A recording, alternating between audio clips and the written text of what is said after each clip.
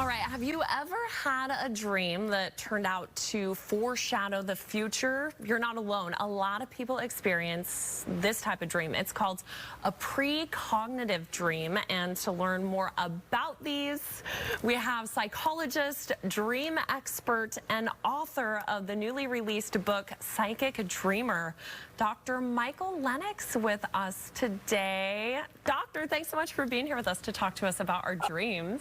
My pleasure. My favorite topic. Okay, so you are an expert on this. Tell us more about these precognitive dreams. Why do these happen?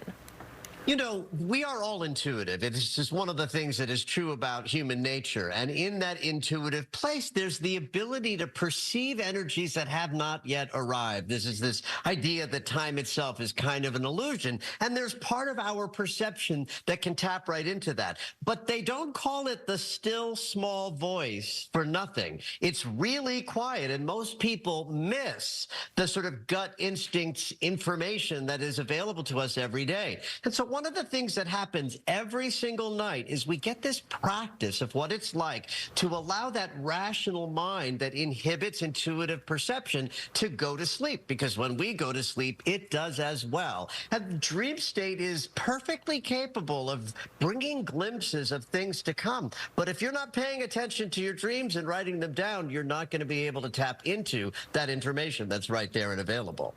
Okay, so I feel like for some people, when they think about maybe going with their gut and tapping into it, they also can kind of feel a little like woo-woo, you know, my dream is just my imagination. So how do you kind of encourage yourself to follow that intuition? Well, if you want to look from the sort of psychological perspective, those little glimmers of instinct are unconscious impulses that live underneath the surface of our consciousness. And a psychologist might even say this: your first instinct is probably right.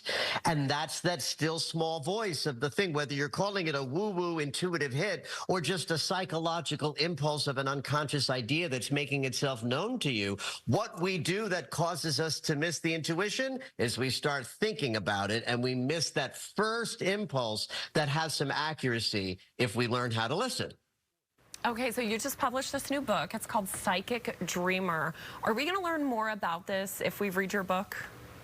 Well, one of the things you're certainly going to learn is that these experiences of mystical dreaming are ubiquitous, and all people have them, and you probably have too. So one of the things is a sense of identification that I think one of the ways people inhibit their intuitive explorations is they disbelieve it, or they cast it out as so much woo-woo and not worthy of our, sort of examination. So the book does share lots and lots of stories, and we talk a lot about things like sleep hygiene and approaching the sleeping experience with a little bit more sort of respect and sacred approach, so that you can actually strengthen these intuitive muscles just by getting the dream journal, putting it by your bedside, and going through this exploration of your own rational mind and your own unconscious mind, the conversation that they're having.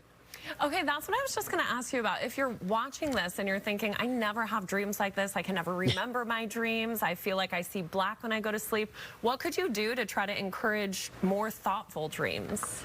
Well, first of all, you have to have the ability to record the dream right next to your bed, right? If you allow for any distraction to happen when you've woken up in the morning, you're going to forget that dream. The most important thing, though, is to go to that dream journal in the morning, even if you haven't remembered something. Just go to the journal and say, I don't remember anything from last night. And that act will increase your brain's ability to keep that window open so that dream memory starts to come. One of the things I explored in this book was the capacity of people to share dreams, people who are close to each other, having the exact same dream at the same time. But if you're not paying attention to your dreams and then sharing about them with other people, you might not know that these mystical experiences are happening every night you go to sleep. Oh, that is so interesting. Okay, where can we find your book if we want to learn more about this topic? Well, it's everywhere that books are sold. I certainly encourage people to support their local bookstores if you have a bookstore favorite, but it's pretty much anywhere that books are sold. But there's also Amazon and Barnes & Noble. But yes, Psychic Dreamer, Dr. Michael Lennox, go have at it, as I like to say. All right, thanks, Doctor. Thanks for chatting with us. Have My a great pleasure. day.